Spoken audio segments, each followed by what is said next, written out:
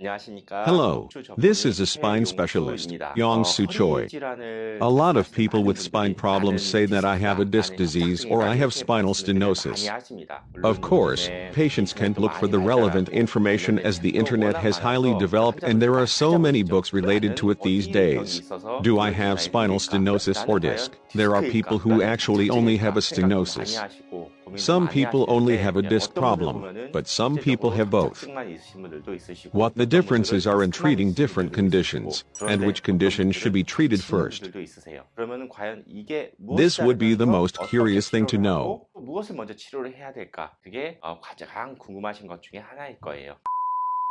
Symptoms of disc disease and spinal stenosis are completely different.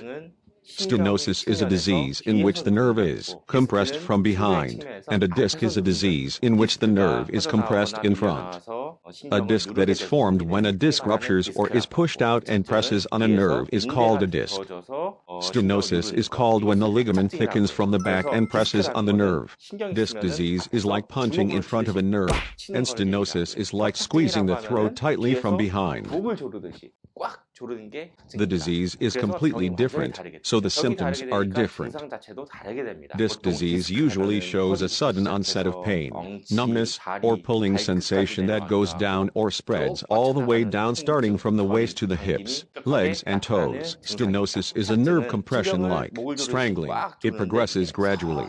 So in the early stage of stenosis, patient complains of symptom like, "Oh, my legs feel weird after working for a long time," but it gets worse over time.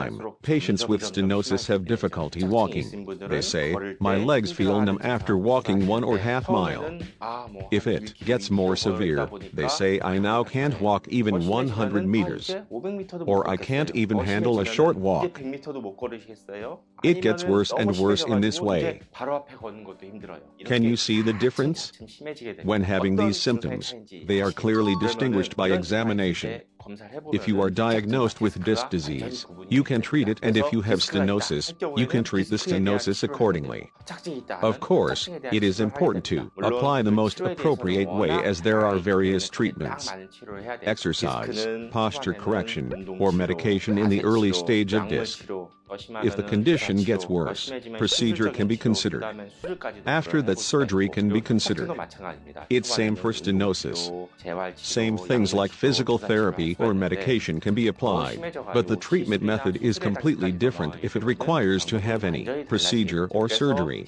So it is very important to identify two diseases. However, if patients have both diseases, the symptoms are very unusual. It looks like stenosis, but there is also symptom of a disc disease. In this case, the examination shows stenosis and disc disease together. Then what should be treated first? A disease more severe should be treated first. If stenosis is not severe and disc herniation is more severe, disc herniation should be treated first. If it's the other way around, stenosis needs to be treated first. If the severity of stenosis and disc disease is similar, what should be treated first? The answer is to treat stenosis first.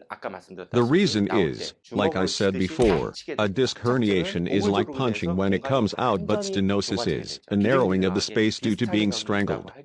If both are in similar condition, the first thing is to create enough space to relieve the pressure on the nerves.